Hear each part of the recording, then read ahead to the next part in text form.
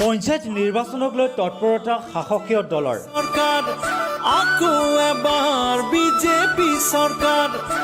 ডিব্ৰুগড় জিলা আয়ুক্ত কাৰ্যালয়ত বিজেপিৰ 3 জিলা পৰিষদৰ প্ৰাৰ্থীৰ মনোনয়ন দাখিল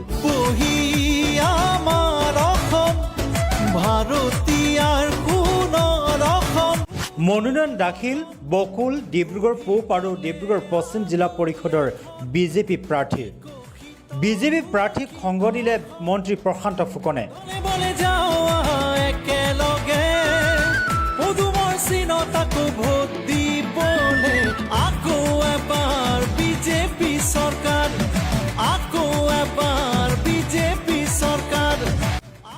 ৰাজ্যত এতিয়া নিৰ্বাচনী বতৰ পঞ্চায়ত নিৰ্বাচনক লৈ উত্থপ লাগিছে শাসক বিৰোধীৰ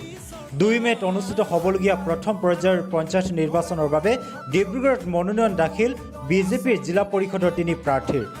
মনোনয়ন দাখিলৰ বাবে অহা প্ৰাৰ্থীক ধুলে ডগৰে লৈ যোৱা হ'ল ডিব্ৰুগড় জিলা আয়ুক্ত কাৰ্যালয়লৈ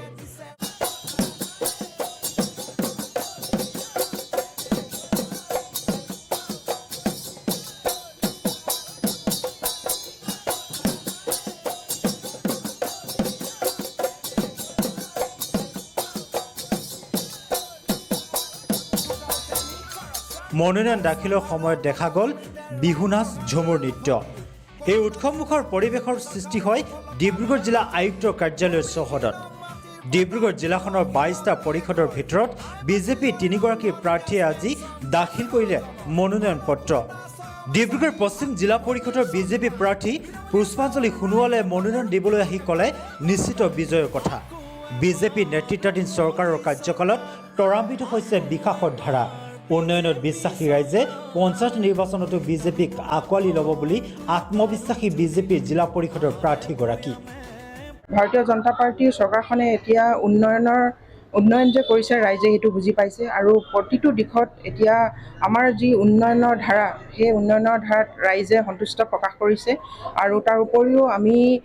দলীয় এজন কাৰ্যকৰ্তা হিচাপেও আমি গৌৰৱান্বিত কাৰণ ভাৰতীয় জনতা পাৰ্টীৰ যিখিনি উন্নয়নমূলক আঁচনি সেই আঁচনিখিনিও আমি ৰাইজৰ মাজলৈ নিবলৈ সক্ষম হৈছোঁ আৰু সেই পৰিপ্ৰেক্ষিতত যিহেতু আপোনালোকে জানে যে এবাৰ আমাৰ ডিব্ৰুগড়খন দ্বিতীয় ৰাজধানী হ'বলৈ গৈ আছে সেই গতিকে আমাৰ আৰু ডেভেলপমেণ্ট যে অতিবাহিত হৈয়ে থাকিব আৰু ডেভেলপমেণ্টৰ ধাৰা যিহেতু আমাৰ ৰাইজৰ মাজলৈ যাবলৈ সক্ষম হৈছে গতিকে ৰাইজে সেইটো বুজি পাইছে এইকাৰণে নিশ্চয়কৈ মই ভাবোঁ যে আমাৰ ভাৰতীয় জনতা পাৰ্টীৰ চৰকাৰখনৰ যিসকল আমাৰ প্ৰতিদ্বন্দ্বী নামিছে তেওঁলোকে হয়তো জয়যুক্ত হ'ব অন্যহাতে বকুল জিলা পৰিষদৰ প্ৰাৰ্থী খগেন ৰাজোৱাৰেও দাখিল কৰিলে মনোনয়ন পত্ৰ মনোনয়ন দাখিল কৰি বিজয়ী হ'লে স্থানীয় সমস্যাক প্ৰাধান্য দিয়াৰ কথা ক'লে বিজেপিৰ প্ৰাৰ্থীগৰাকী নাই আপোনালোকে জানেই প্ৰথম 3টা বুলি ক'লে ভুল হ'ব কাৰণ আজি এবছৰৰ পাছত গাঁও পঞ্চায়তৰ নিৰ্বাচন হৈছে আৰু গাঁও পঞ্চায়তৰ নিৰ্বাচনত বিভিন্ন সমস্যা থাকে গাঁৱত খোৱা পানীক ধৰি স্কুল পদূলি ৰাস্তাবিলাকৰ বিভিন্ন সমস্যা থাকে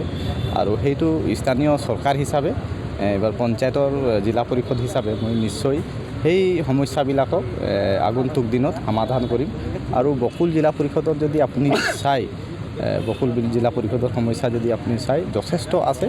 তাৰে এতিয়া আপোনালোকে দেখিছেই বকুল বজাৰখন ইতিমধ্যে ভংগাৰ অৱস্থাত গৈছে যিহেতু তাত ৰাস্তাৰ কাৰণে আমি সেই বজাৰখনক কেনেকৈ ভাল কৰিব পাৰিম সেইখিনিও চাম ইফালে 100% জয়ী হোৱাৰ নিশ্চিত প্ৰদান কৰিলে ডিব্ৰুগড় পূব জিলা পৰিষদৰ প্ৰাৰ্থী শান্তনু দুৱৰাই মই আজি এবাৰ প্ৰথম নিৰ্বাচনীত অৱতীৰ্ণ হৈছোঁ মই এই নিৰ্বাচনী অৱতীৰ্ণ হৈয়ে মই যিটো জিলা পৰিষদৰ ডিব্ৰুগড় পূব জিলা পৰিষদৰ যি প্ৰাৰ্থিত্ব পালোঁ তাৰ কাৰণে মই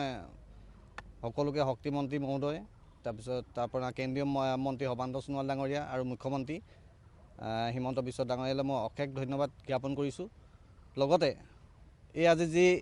মনোনয়ন পত্ৰ দাখিল কৰিলোঁ যি প্ৰাৰ্থী হৈছোঁ তাৰ কাৰণে মই 100% মই জয়লাভ কৰিম বুলি আশাবাদী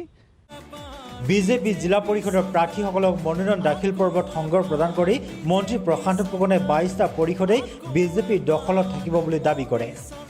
আজি আমাৰ ভাৰতীয় জনতা পাৰ্টিৰ পৰা 3টা জিলা পৰিষদৰ প্ৰাৰ্থীয়ে মনোনয়ন পত্ৰ দাখিল কৰিছে আমাৰ ডিব্ৰুগড় সমষ্টিৰ অন্তৰ্গত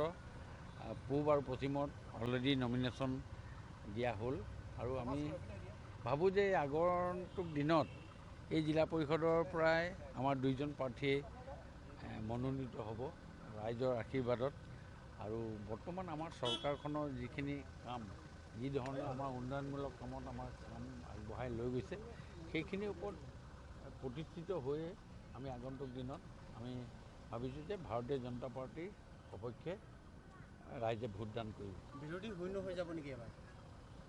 চাওক, এতিয়া যিখিনি পৰিস্থিতি আমি দেখিছোঁ,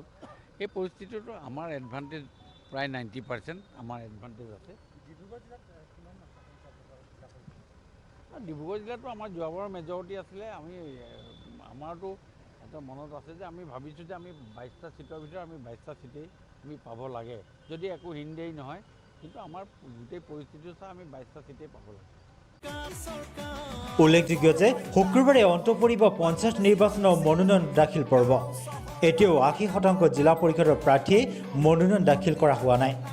কাইলৈ পুনৰ ডিব্ৰুগড় জিলা আয়ুক্তৰ কাৰ্যালয়ত উখল মাখল পৰিৱেশত দাখিল কৰিব বিভিন্ন ৰাজনৈতিক দলৰ জিলা পৰিষদৰ প্ৰাৰ্থীৰ মনোনয়ন। ডিব্ৰুগড়ৰ পৰা জিতু দাসৰ ৰিপৰ্ট, চাইন অন।